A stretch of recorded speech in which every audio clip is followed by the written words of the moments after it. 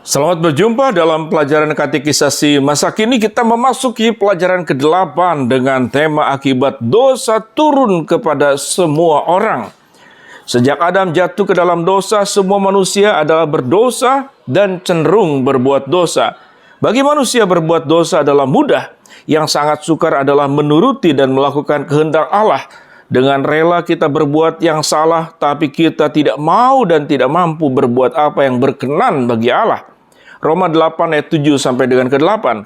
Efesus 2 ayat pertama menyatakan bahwa kita mati karena dosa. Itu berarti bahwa hubungan manusia dengan Allah sudah terputus dan manusia tidak dapat berbuat apa-apa untuk memperbaiki dan menjalin kembali hubungan itu. Hal itu perlu dibuktikan karena sudah menjadi kenyataan betapa hidup manusia sudah dirusakkan oleh dosa dan kita semua mengalaminya. Perang, kebencian, perceraian, penderitaan, dan segala macam kejahatan.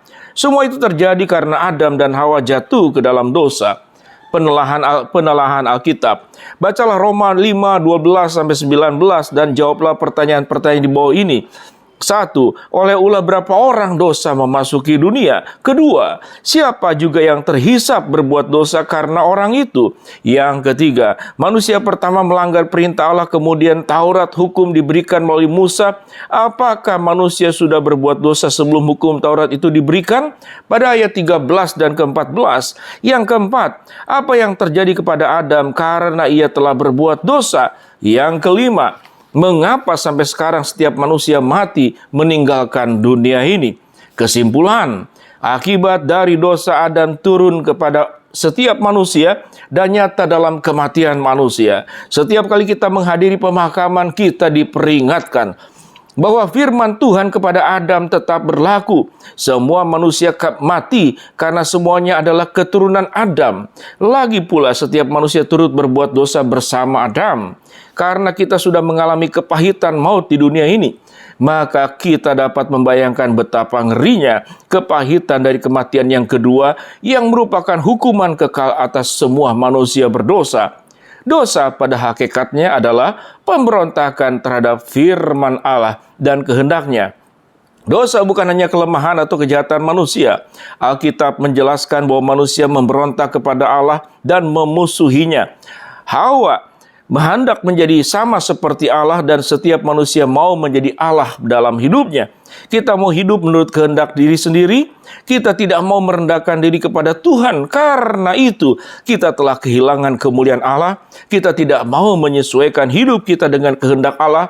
Bandingkan Roma 3 ayat yang ke-23. Penelahan Alkitab. Roma 1 sampai dengan ke-3, Paulus menjelaskan bahwa semua orang telah berbuat dosa. Paulus membuktikan bahwa semua manusia telah jatuh ke dalam dosa dan tidak berkenan kepada Allah. Dalam pasal 1 sasarannya ialah semua bangsa bukan Yahudi. Dalam pasal 2 dan pasal 3 Paulus berusaha menginsafkan orang Yahudi bahwa mereka juga berdosa berbuat dosa. Sama dengan semua bangsa lainnya, segenap umat manusia bukan hanya terlibat dan terhisap dalam halaman berikut, kejatuhan Adam ke dalam dosa, tapi juga setiap orang dalam dirinya dan dengan dirinya sendiri adalah berdosa, bertabiat dosa dan berbuat dosa. Bacalah Roma 2 ayat 1 sampai 11 dan jawablah pertanyaan-pertanyaan berikut. 1. Apakah manusia mengetahui kehendak hukum Allah selalu menuruti kehendak Allah? Yang kedua, kalau kita mengkritik dosa orang lain, apakah itu berarti kita suci? Yang ketiga, mengapa biasanya hukum Allah tidak langsung dijatuhkan kepada manusia yang sedang berbuat dosa? Ayat 4 bandingkan 2 Petrus 3 ayat yang ke-9. Yang keempat, apa akibat dan ketidakmauan manusia bertobat? Yang kelima, apakah orang beragama diadili pada dasar peradilan sama dengan orang kafir? Yang keenam, adakah manusia yang dapat luput dari hukuman Allah? Untuk menjawab pertanyaan-pertanyaan berikut, bacalah Roma pasal 3 ayat 9 sampai dengan ke-20 dan juga ayat yang 23. Yang pertama, adakah manusia yang benar? Yang kedua, adakah manusia yang mencari Allah? Yang ketiga, adakah manusia yang berbuat baik? Yang keempat, adakah manusia yang takut akan Allah? Yang kelima, adakah manusia yang tidak berbuat dosa? yang keenam, adakah manusia yang dapat dibenarkan karena melakukan hukum Allah, yaitu berbuat amal, dan dengan demikian berkenan kepada Allah? Yang ketujuh, adakah orang yang dosanya hanya sedikit dan dapat berkenan kepada Allah? Bandingkan Yakobus 2 ayat 10 dan 11. Yang kedelapan, apakah Anda telah berdosa dan kehilangan kemuliaan Allah? Kesimpulan, semua manusia berbuat dosa. Dosa dilakukan bukan hanya kepada sesama manusia, tapi juga terhadap Allah. Bacalah pengakuan dosa Raja Daud dalam Mazmur yang ke-51. Perhatikanlah ayat yang ke-6. Kita harus sadar bahwa kita berdosa kepada Allah, karena itu kita layak dihukum. Dari diri kita sendiri tidak ada satu pun yang benar atau berkenan kepada Allah. Bandingkan Roma pasal 7 ayat yang ke-18. Allah menjatuhkan hukuman atas dosa. Allah menjatuhkan hukuman langsung kepada manusia berdosa, khususnya Perjanjian Lama, melaporkan bahwa Allah sering menjatuhkan hukuman kepada manusia berdosa. Teristimewa dosa-dosa yang keterlaluan. Kejadian 4 ayat 12, Kain diasingkan dari keluarganya karena ia membunuh adiknya. Kejadian 6 ayat 7, ayat 11 sampai 13, seluruh dunia dibinasakan dengan air bah. Kejadian 11 ayat 1 sampai 9, orang yang mendirikan menara Babel diserahkan ke seluruh bumi. Kejadian 18 ayat 20-21, 19 ayat 24 dan 25, Sodom dan Gomora dihancurkan dengan api dari langit. 1 Korintus 10 ayat 6 sampai 11, kesimpulan dan beberapa peristiwa selama bangsa Israel dalam perjalanan di padang gurun, di mana Allah beberapa kali menjatuhkan hukuman.